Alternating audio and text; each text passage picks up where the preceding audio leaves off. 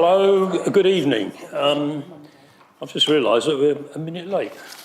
Anyway, so welcome to the Employment Committee, in particular to Councillor Julie Hode, who's our new, well, we've managed to get rid of Sean MacDonald at last. After lots of work in the background, I might add.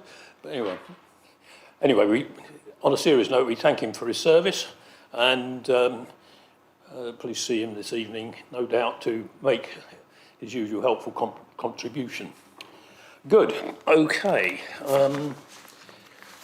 So the first piece of business is the election of a vice chair formally, and I would like to propose, if am I allowed to do that? Yes, thank you, Chair. You're very welcome to. I was just going to outline kind of the changes, just so it's on the record, just in case. So just so that it's on the record and everyone's aware, the membership of the Employment Committee has changed. Councillor Julie Hode is now a sitting member of the committee, who is replacing Councillor Sean MacDonald, who will now act as a substitute for the Liberal Democrat group. This has been actioned in line with Part 3, Section B of the Constitution. It's a delegated function granted to the Chief Executive that they can make changes to the membership of any of the Council's committees or working groups as necessary during the Council year in accordance with the wishes of the respective group leader. These changes will be reported to the next meeting of the full Council. And as the Chair's touched on, as Councillor Sean MacDonald was the Vice Chair of the committee, as agreed at full Council at the start of the 25-26 municipal year, a new Vice Chair for the committee needs to be elected this evening. Do I have a nomination for the role of Vice Chair? You do. Councillor Lisa Finan-Cook. Thank you, Chair. Do I have a seconder from the committee? Thank you, Councillor Tong-Perrott. Is everyone in agreement? Fantastic. In which case, don't worry. In which case, then, I can confirm that Councillor Lisa Finan-Cook has been elected as Vice Chair of the Employment Committee for the remainder of the 25-26 municipal year. Thank you very much, Chair. Thank you. And thank you, Councillor Finan-Cook, for stepping into the breach. Okay. Have we got? I think we've got a full attendance, and we no apologies. Good. Minutes of the previous meeting. Have I got copies of that yet? Because what I appear to have here is the July meeting. I think it's on the next page. Next page. Okay, right. Okay, yes, very short. Fine. Right. Is everybody happy for me to sign the minutes of the 9th of October meeting? Good. Thank you.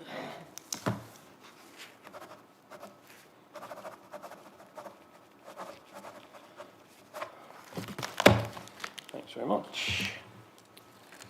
Which takes us on to any declarations of interest. I see none, and you do have one. Councillor Finan-Cook.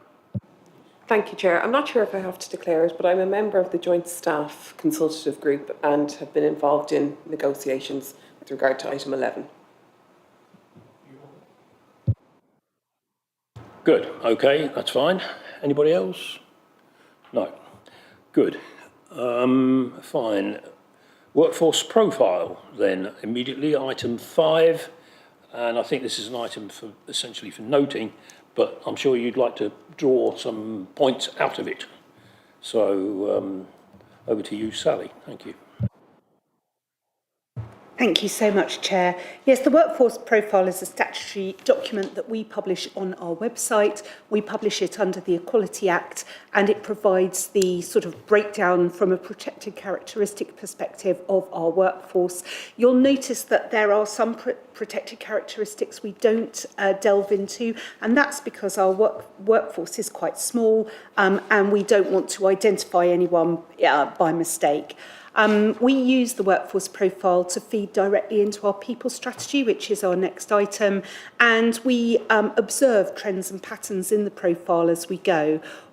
just for councillors' own interest, two of the sort of main trends we've noticed is that our workforce is ageing. We have a predominantly female workforce, and also that our younger members are, we're not attracting younger members into the council, which has been something that has been a concern of ours for a while. So that is one trend. The other trend is that we report on our gender pay gap within this report for councillors to note, and I'm pleased to see that our gender pay gap is reducing. There's still work to do, but it is looking better than it has been. I think those were the two main things that I wanted to pull out, but the predominant importance of this document is that it goes on to inform our people strategy for the year ahead. So we'll very much welcome any questions or comments from councillors. Fine, thank you. Yes, the gender pay gap thing was very noticeable, and we feature quite well with our neighbouring boroughs, so that's gratifying too. Anybody got any comments or queries? That'll be a no. Good. Okay, so are we happy to note and recommend to the council whatever we need to do with that? Noted. Right. Okay, happy? Good, thank you. Right, the next item is the people strategy, which Sally just referred to, and which she will now tell you about. Many thanks, Chair. So the committee will recall that the people strategy originally came to committee in 2023, and since that time we refresh it on an annual basis, because what we want to do is target our action plan based on the evidence that we collect throughout the year. You'll see from the people strategy presentation that we've collected a number of different sort of sources of evidence, including the staff survey, the workforce profile as previously mentioned, our turnover and our sickness figures, and so on. And from this, we identify actions that we feel will really make a difference to our retention and to our council performance, and of course our third strand of well-being.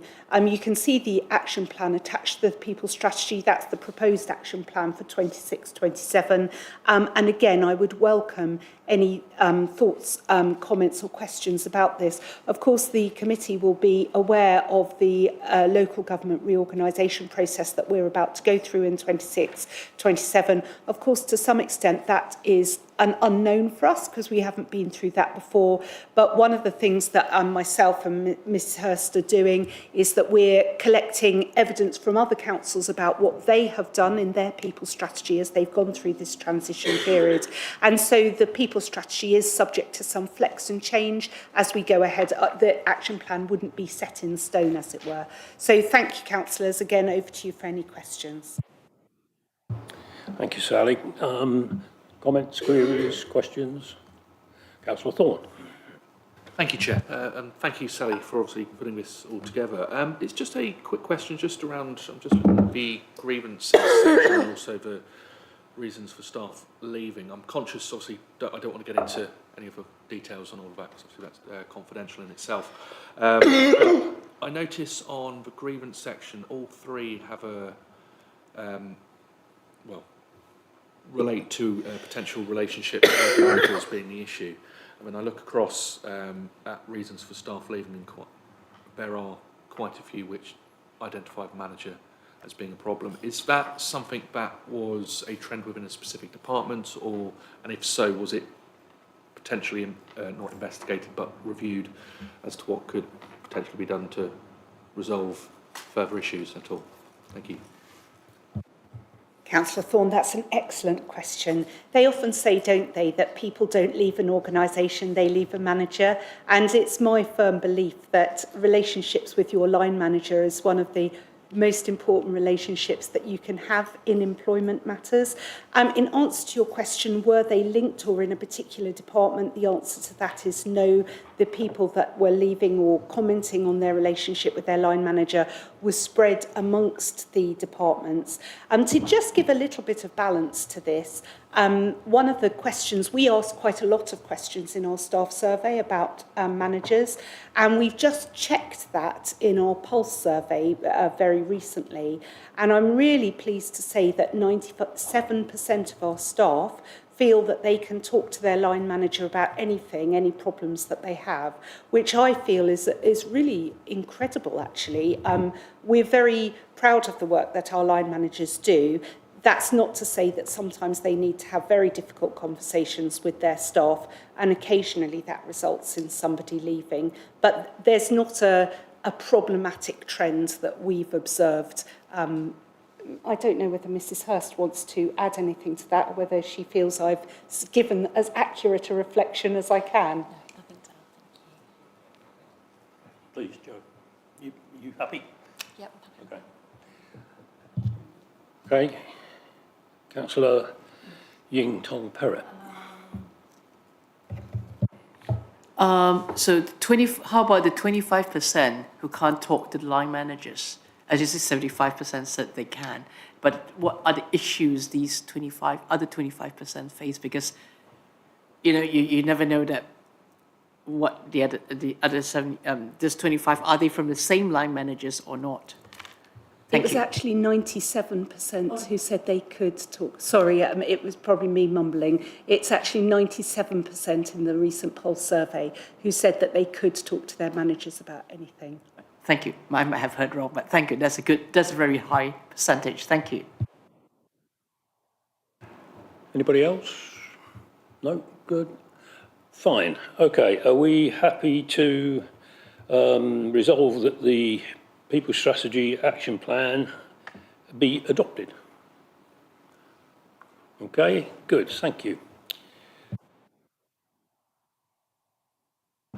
Okay, that then takes us very smoothly to the car and road user policy. Is this your good self again? It is. Okay, Sally, please. So yes, the car and road user policy, in fact, I have to confess, there's actually no requirement of the committee to formally confirm that they adopt this policy, because it has already gone through the consultative process with the Joint Staff Consultative Group. But we added it onto the agenda as a matter for completeness, because this committee have been so helpful and involved in the benefits project, and this policy is the very last piece of this particular jigsaw. Committee will recall that last employment committee, they signed off the criteria that forms the basis of this policy, and so we just thought it might be useful for the committee to see the final version of it. As I say, it has gone through the Joint Staff Consultative Group, of which the Vice Chair is a member, and it has actually already been adopted by the Council, but we just wanted you to see it. Okay, thank you. Has anybody got any queries from it? Hopefully nobody wants to bore into the formulae too much. Councillor MacDonald. Thank you, Chair. Page 64 of the pack talks about the corporate manslaughter checks. I think that's what it says. Yeah, corporate manslaughter checks. Just curious on the exclusion of a valid MOT. I think that is possibly an oversight. Now, it won't be relevant for cars less than 3 years old, but it would seem to me appropriate that a valid MOT was added into that section somewhere.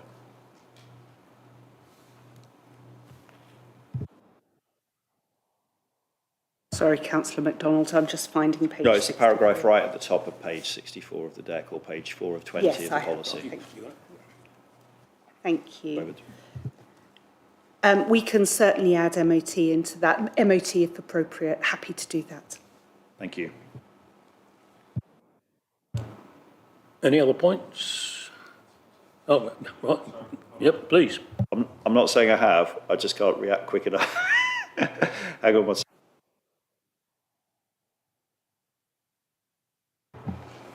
Yeah, so it actually was in relation to the previous point, but further down in the document on page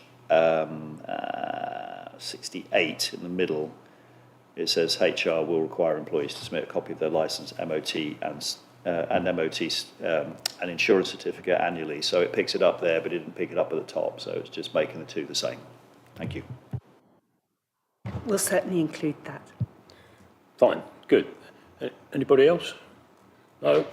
Okay, so I think we're asked, notwithstanding what Sally said, I think we're asked to advise to recommend to full council that the revised policy as set out in Annex A to the agenda report be adopted. It's not going to full council. It's not going to full council. No, it just needs to be noted. You're trying to make me look weird, aren't you? Fine, good. Okay, moving on. Next Chair, I'm really sorry. Because I work digitally, it's difficult for me to skim 30 pages at a time. Can I just raise one other concern for at least the officers to reflect on? Please do. If, in the interest of good order, thank you, sorry, and thank you for your patience there. Page 78, which talks about council vehicle checks. My understanding of the law of the land is that the driver is responsible at all times for the operational integrity of the vehicle. The paragraph seems to say that a weekly check is sufficient.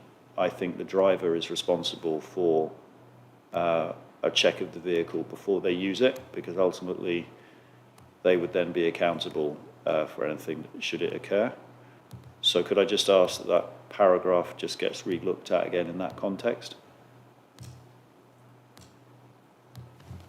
It does say it would then be the driver's responsibility to ensure that the record of weekly checks was up to date, and then to undertake their own basic driver safety checks and adjustments.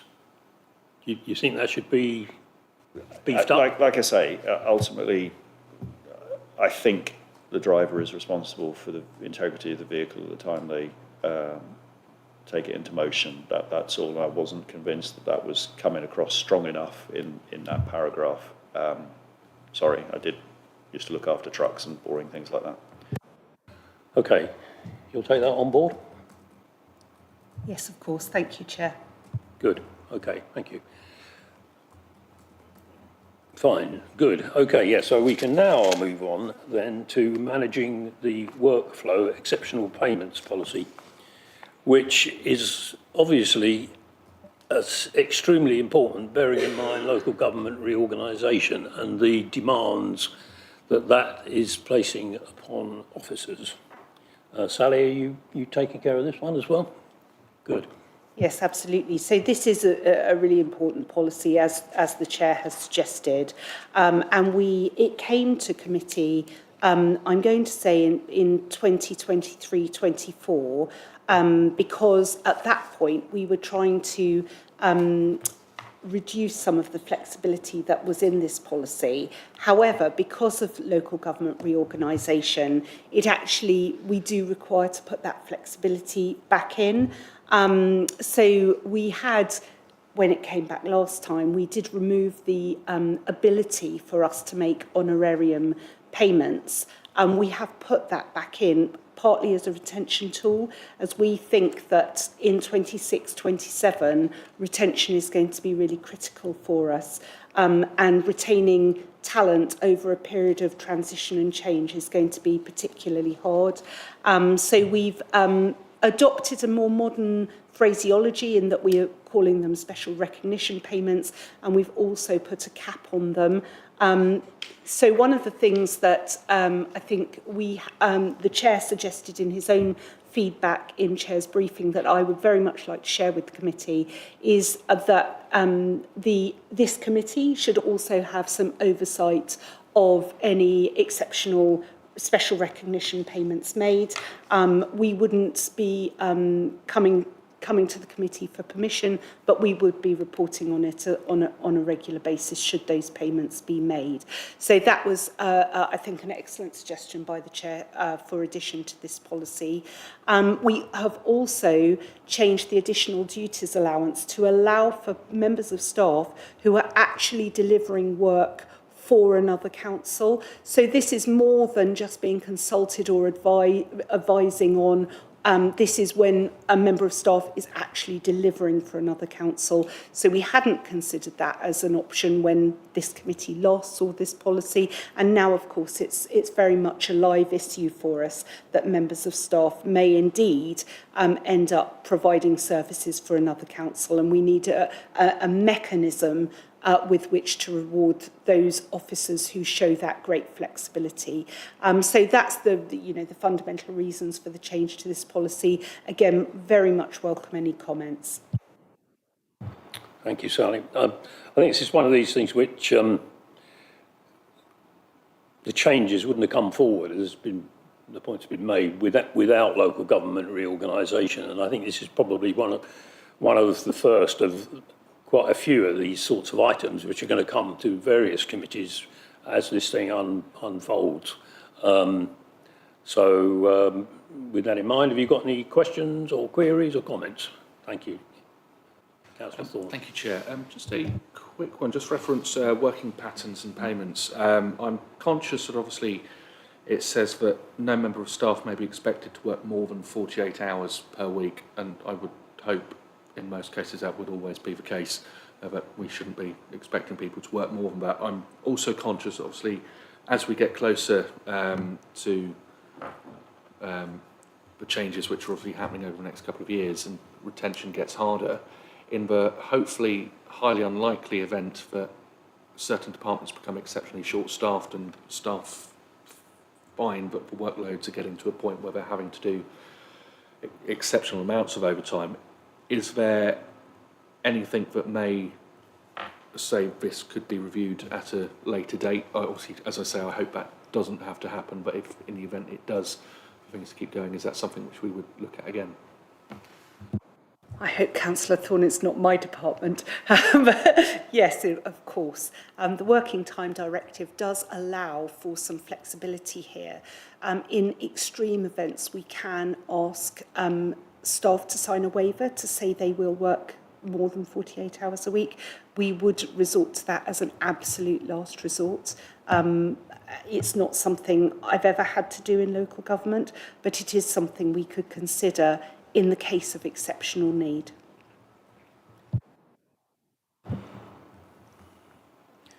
Yeah, Councillor McDonald. Maybe just linked to that point then. So, thank you, Chair. Sorry. Just linked to that point that Councillor Thorne raised. Have none of the staff then signed the waiver at the moment?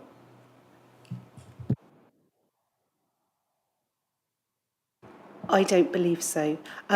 You might be thinking of very, very senior officers. They're exempt from the Working Time Directive in any case. Any other? Sorry, I had a few. So, a few of my own. Page, I found the way, by the way, so I can see my annotations now, so I can jump through them quickly. Sorry, apologies earlier.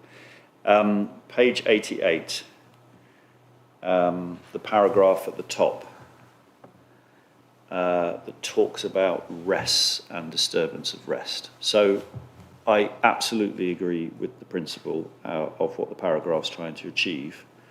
There are a few practicalities involved because it does use the word must, which is quite a strong word. And it also talks about rest periods.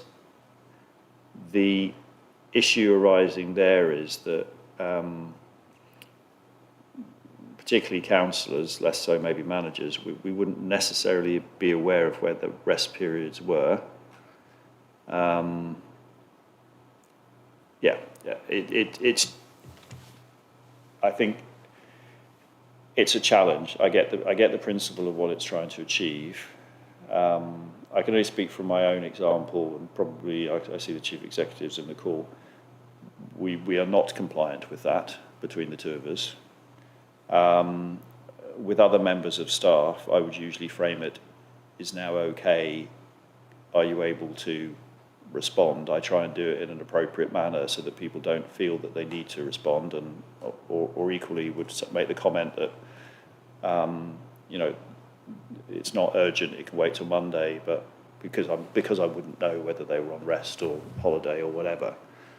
But I do think that paragraph is quite directive, and I'm pretty damn sure I'm not compliant with it, and I suspect a few of the other councillors are not compliant with it, because I know the responsiveness of the officers to some of the queries that arise on various topics, whether it be lifts not working in the town centre car parks or bins not being emptied in places of natural beauty. So I just don't know quite how we resolve that, because we're setting ourselves up to fail with that paragraph.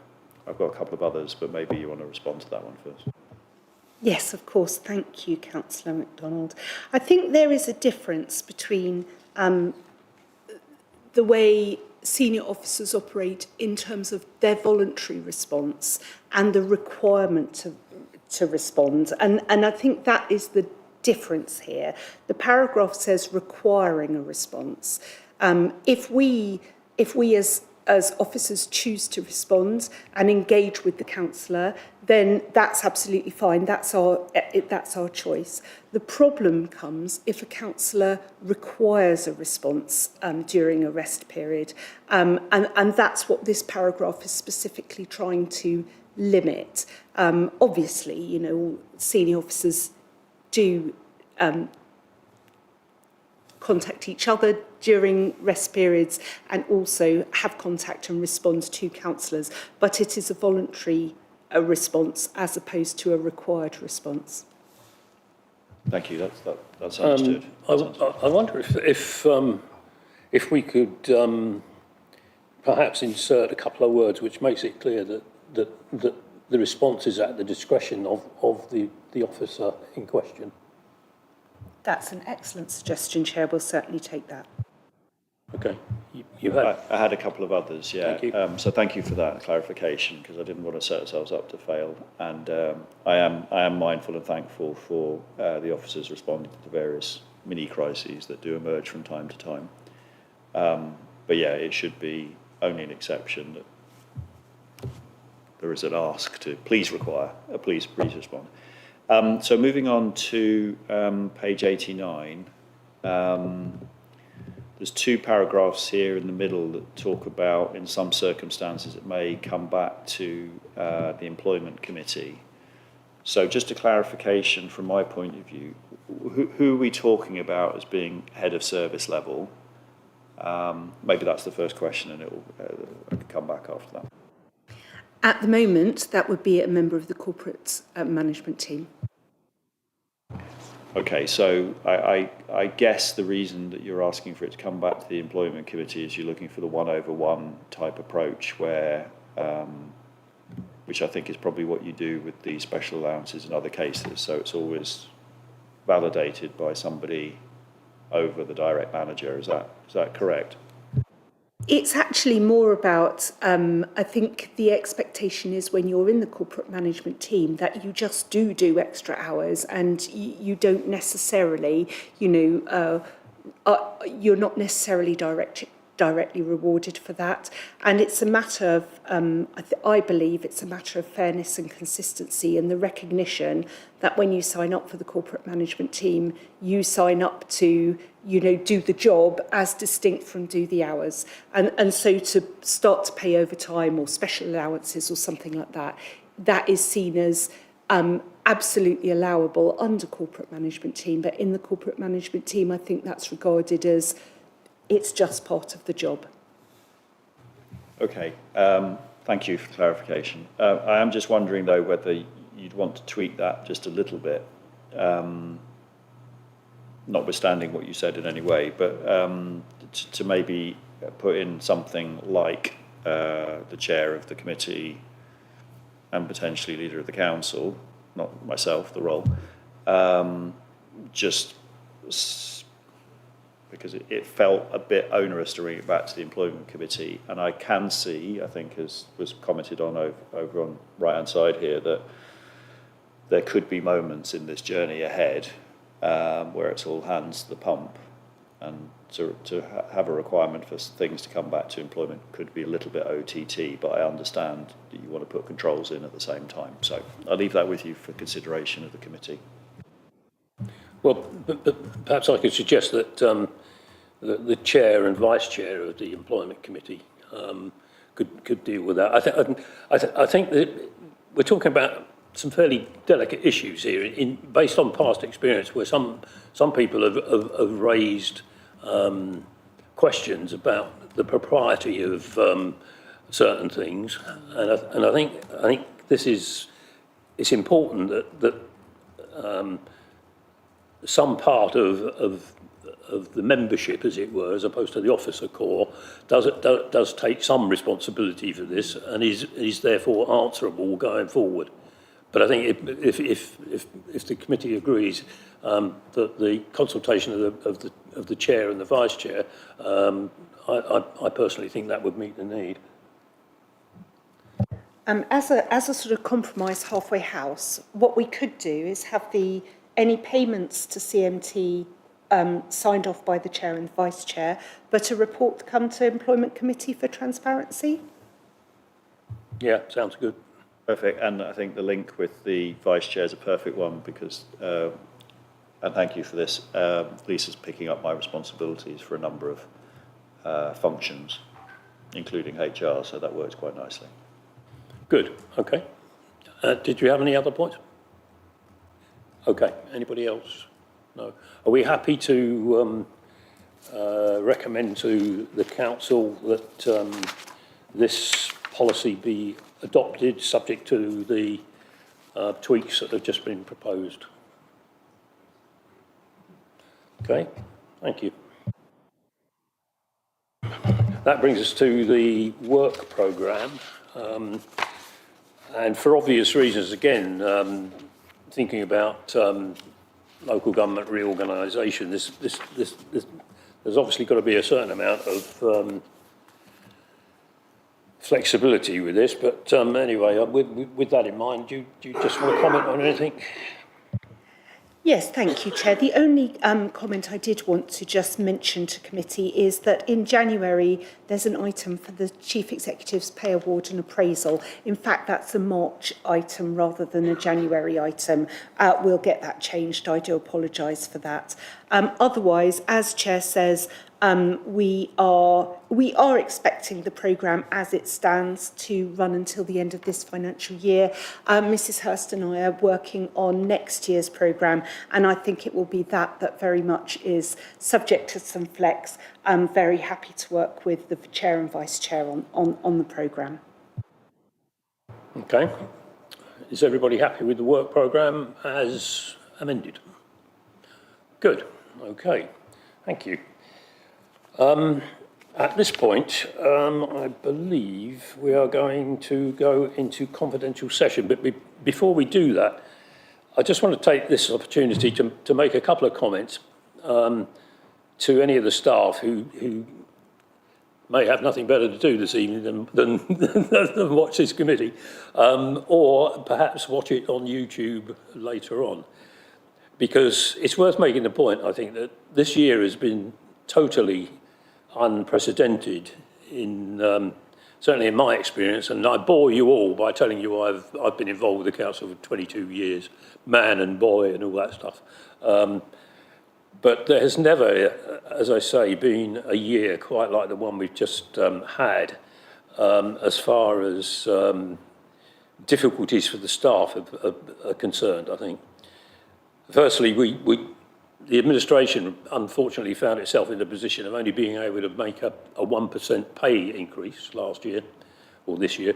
And I think everybody, all councillors, irrespective of party or position, found that a very embarrassing position for us to be in. But it was made inevitable by the financial constraints. But nonetheless, a below inflation pay award at that time was a matter for huge regret for most members, that we had to treat our officer colleagues in that way.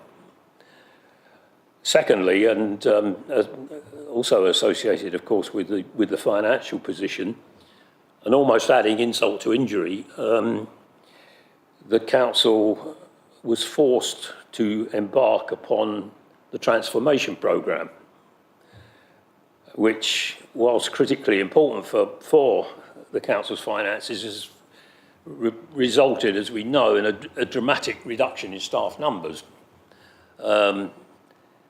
And with that dramatic reduction in staff numbers, there's been an equally dramatic increase in the workload of many of those who remain employed by the council in order to maintain the service levels that our residents expect. And thirdly, if the first and second difficulties weren't enough in themselves, and we touched on this before this evening, we've got local government reorganisation. And this has caused huge uncertainty across the whole officer corps. And in my opinion, that's been made a lot worse by a huge degree of ham-fistedness in the way that it's been both proposed and implemented. Not through any fault of anybody at the council, I hasten to add. And this continues even as we meet tonight, since with elections due in just 6 months, our staff still have no idea about their futures and no idea even about where the office for the council, the new council, is going to be based. And if anybody can justify that situation, I'd be pleased to hear it. And of course, there is the question of even greater uncertainty caused by the mountain of debt which is going to fall upon the new West Surrey Council, which has been looked at by the government, but not really dealt with in any effective way. So these three huge unprecedented factors have been an absolute nightmare for the staff. And they've come in addition to the normal level of demands, which we as members make, and so indeed do residents, who for the most part have no idea about the problems which I've just described. So faced with these difficulties, our staff has stayed focused and committed, and quite simply just kept on carrying on, providing high quality services to our residents against pretty steep odds. All I can say on behalf of the Employment Committee, and I believe all other elected members of the Council, is a huge thank you to all our remaining staff throughout the whole organisation, top to bottom, whether it's from the Chief Executive right the way through the whole organisation. In my view, most of them have gone well above and beyond our expectations as members, and I would like to express our thanks accordingly to all members of the staff. Thank you. And on that note, we will now go into the exclusion of press and public, insofar as the committee is advised to resolve that under section 100A4 excuse me, of the Local Government Act 1972, as amended, of course, the public be excluded from the meeting for the following items of business on the ground that they involve the likely disclosure of exempt information as defined in the paragraphs of Part 1 of Schedule 12A of the Act, as set out below. Do I have to read that bit? Fine, good, thank you. Is that